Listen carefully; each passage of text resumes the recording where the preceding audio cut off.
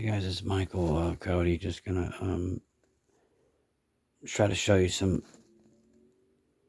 images of aerial phenomena. I can leave it up to the interpretation of the viewer on what they think it might be. And sometimes you can find things that are really pretty cool. So in this image here, you got your palm trees, and you got your stars in the background, and sometimes you'll have these orbs, and every now and then something else happens. And these are all real stills, and as you can see here, you've got something just really not only just like moving in, and these are all just back-to-back pictures. So here I am, staying the course, right? And then it's just bang, what's going on here? To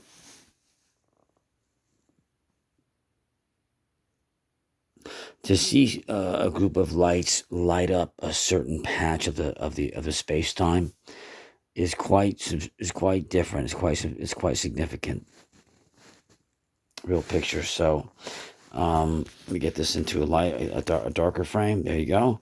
And you got something in a lighter frame. But a plane's not going to do that.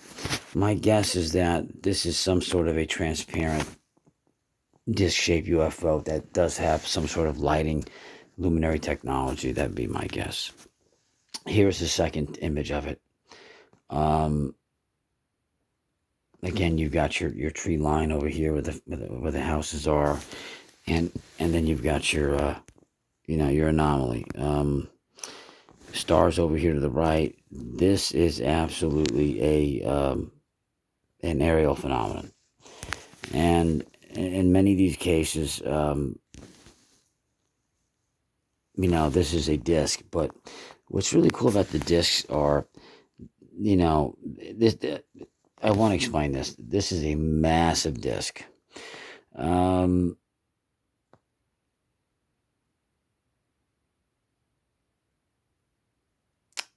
Over 2 or 3 football fields long, perhaps.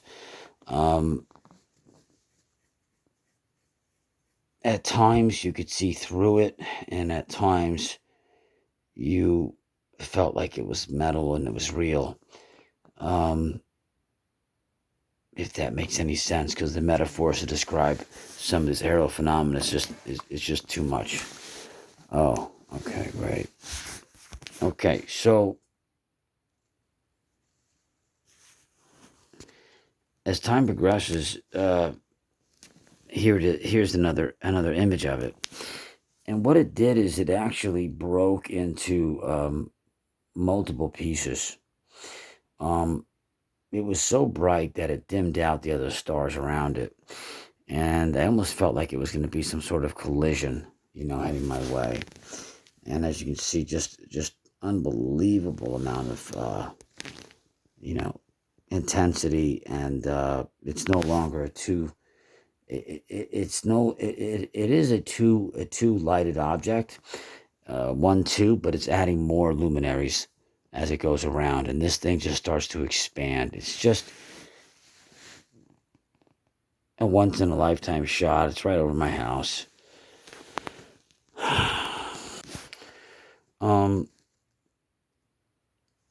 This object had a connection, as you can see, with other stars, and to this day, to me, it seemed like it was just a very big walnut-shaped, huge UFO with lighted portal windows. But to the right of it, you can see there's like a canoe-shaped type design. Could that be part of it? I don't know, but it certainly influenced it. That's for sure, because it was almost like it was patching up some constellations. This was a different night where I was shooting this guy, and here was a UFO. And I'll have orbs that fly around me. This could be a star pattern over to the right, but this is absolutely UFO. And a lot of the UFOs that materialize, um, like the mechanical ones, the ones that I feel are made of steel, or ones that are massive, they always seem to be in the photos. They're invisible, like they're not going to be shown in the camcorder. The camcorder is going to show you the smaller luminary ones, but the massive ones that are right over your head, and you don't even realize it. It's always the picture. Always the picture. Okay, this was a glowing UFO that was over my home. This is not a star. This was a teardrop-shaped glowing UFO. That night, it was a little hazy out. You had some overcast, and as you can see, there's just no trail. This thing kind of swam along the sky like it was almost like in a pool or something. Not a star, and it was a teardrop UFO. These are the ones I'm most used to. As you can see in the frame, it's right here, and it shot out and went to the left, and it's gone. So it kind of, said hello, and yeah, pretty rapidly went away. This is the aftermath, and it's right there. You can barely see it. So when I do my photographs, I do a lot of experiments with different lighting conditions at night, and everything else is a star. The only one that I would contend that may not be one would be actually 1 and 2, more the teardrop. See, 1, 2.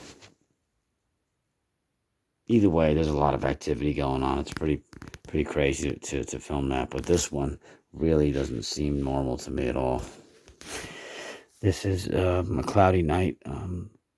Love clouds, film clouds at night all the time when I can, and in this case got very fortunate. There was a UFO that was very low level, and they love the clouds, and if they can get away with flying in them, they'll do it. And here's one right there in the bottom, just beautiful, a nice beautiful white orange look to it. This is a image of daytime. Actually, that is a gray low flying orb. Okay, they are semi-transparent. There's actually a pair of them. There's one right above here, but you just can't see it that well. They usually come in pairs. This is not property of the United States government. These are massless objects that can materialize mass and become massless.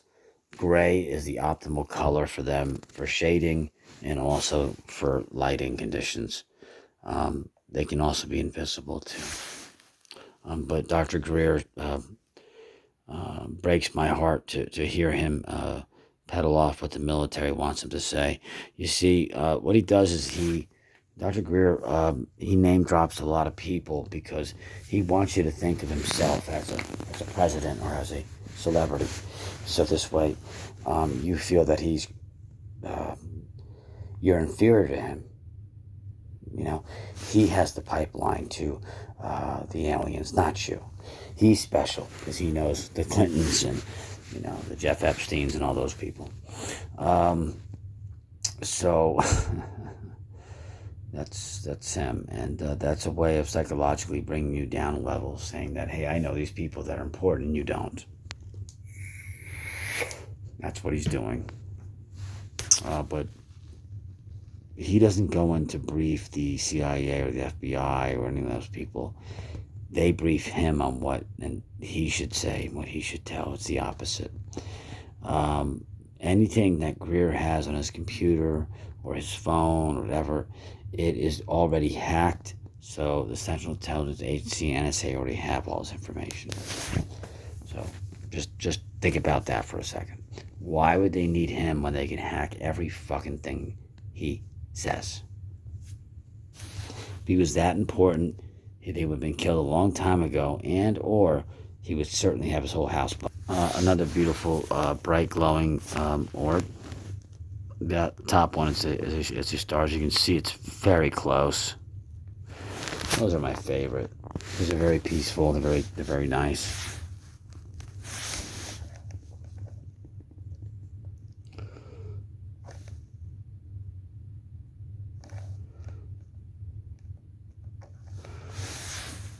This is an image here that's really been mind-blowing to me for quite some time, because it's an image that I really haven't figured out yet. I've just showed you 12 of these images where you've got bright, objects that are cylindrical shape. This is a glowing object that is moving at a rapid rate but is staying around me. And it's pinned in between these two orbs.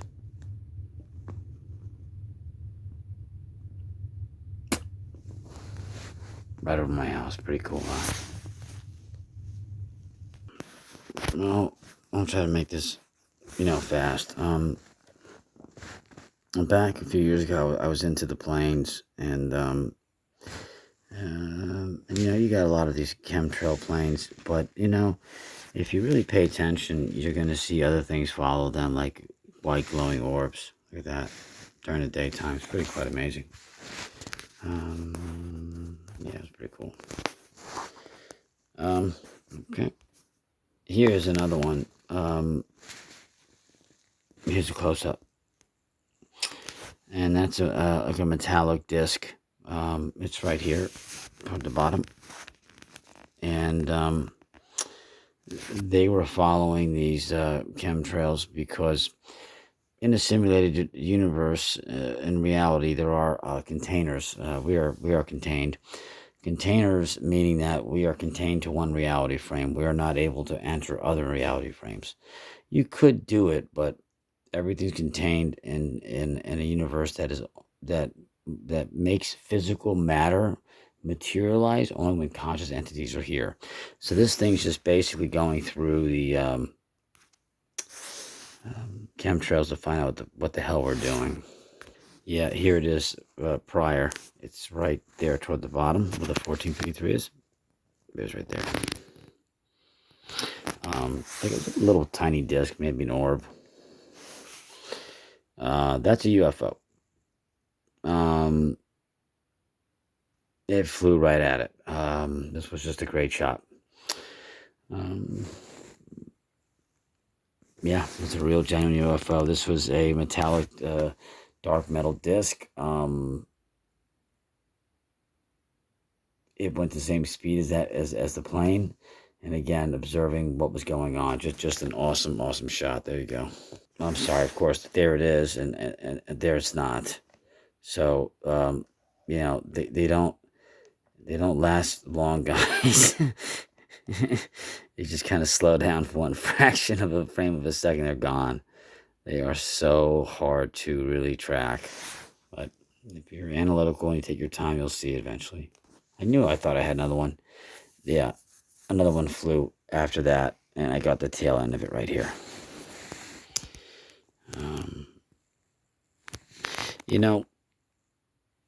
This is an old shot. This is 2018. I remember saying to myself, oh my God, look at this. And now I see these things, and it's like, it's not really a big deal anymore to me. But back then, it was such a big deal. Beautiful shot. Here's another one of the orb. Really can see the metallic orb right there. I love the metal look. Look at that. It's all into the clouds. Very nice. Very nice indeed. Very, very good. It was pretty close. Well, we're gonna touch into Dr. Greer's gray spheres. He mentioned that because the military-industrial complex mentioned that. And the reason why is because the cameras are getting more sophisticated. For example, the Nikon P900 has a 1080p, 83.3 optical zoom, but it has very poor light sensor, so you can't see a lot of things at night. That's done on purpose. But during the daytime, you can see some stuff. Okay, here's an example of me filming during the daytime. Anything unusual? Well, we see this, right? This right here is a bird. Okay, but again, I can't stress this enough. for someone who does this every day or almost every day as their hobby for 6 years, that can transition into a sphere and a disc and fly away. Oh, you know what that means? The battery's going on this. Anyways, what is going on here? Is there anything that is controlling that bird? These telling you, I've showed fake birds before. They're not all just sunshine rainbows. It's a great camouflage. Even some of the holographic planes that I filmed were not made from us. They're made from somewhere else. Yes, there it is. There's a UFO. This is the gray sphere, okay, that Greer says is our technology to protect us. It is not. It is not. It's right there. Boom. That doesn't belong there. It's not there. It's going at an enormous speed. These things can be transparent, translucent, etc. This is not our technology. It is property of the larger consciousness system contained simulation that you live in. This was fun. This is another chemtrail plane, and this is back in 2020, I guess. I know it's that late, but anyways, this has two, actually. 1, 2. I had taken a picture of the sky. It was a very reddish, pinkish color that day. I didn't even see this thing until I went back later on. Yes, unusual. Absolutely. No planes in the area, unusual. Yep. Yep. Okay, guys, back in my holographic days, 2017, 18, there were some really great skills that I learned back then. And this is the plane here. I don't know if that's a holographic one, but I will tell you this is a real object that flew over by it. And I apologize. It's very hard for me to get the graininess out of it, but again, it's the best way to explain it. This entity here had a human form, and was pretty much like Tinkerbell. And I promise you, my heart is the truth. Yeah, and that was one of our stealthier planes that we had. So let me lighten this up a little bit, and I mean, there it is. That should not be there, and it was actually a human form. So I thought that was pretty neat. I wasn't going to show you guys this one, but I might as well. This was some sort of a very strange sonic boom event, and yeah, something was transpiring between these objects.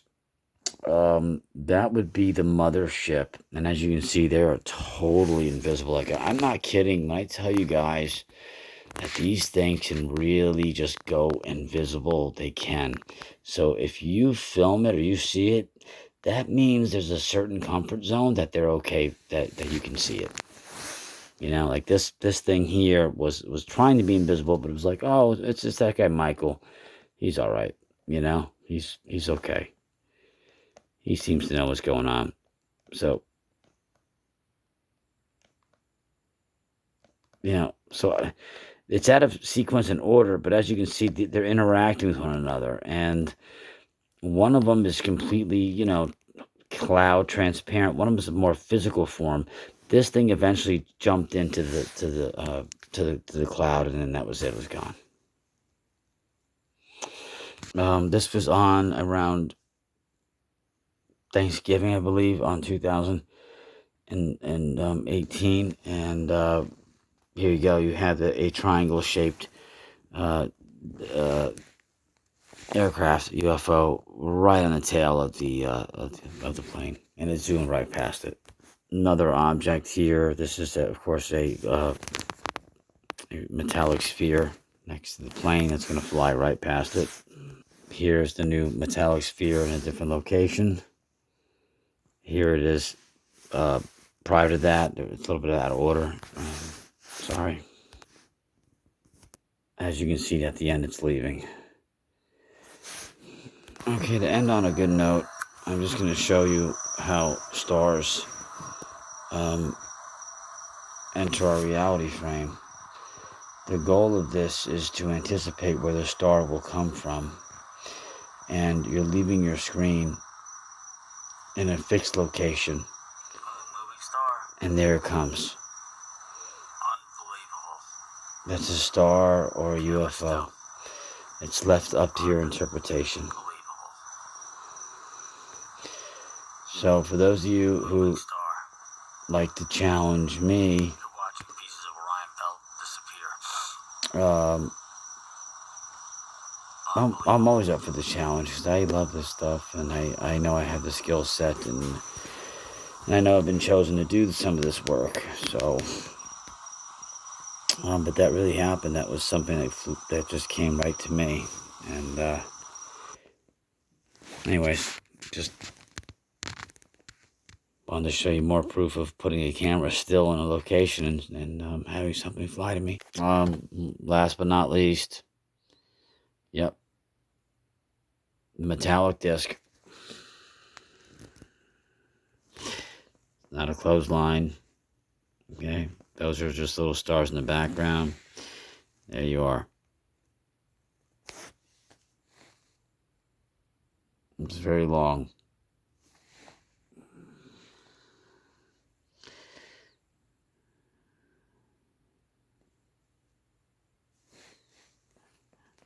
It's actually huge. I keep telling you guys these things are gigantic, and they are. They are just fucking, they're so big. Look how deep it goes. It's almost like a boomerang shape or something. It's got multiple compartments in the front, a little bit of dark edge here, but it's not anything else. Anyways, I'm going to leave it at that. It's a long video. Thanks for watching. UFO Mike Cody. I have a lot more I can show you. Have a good night.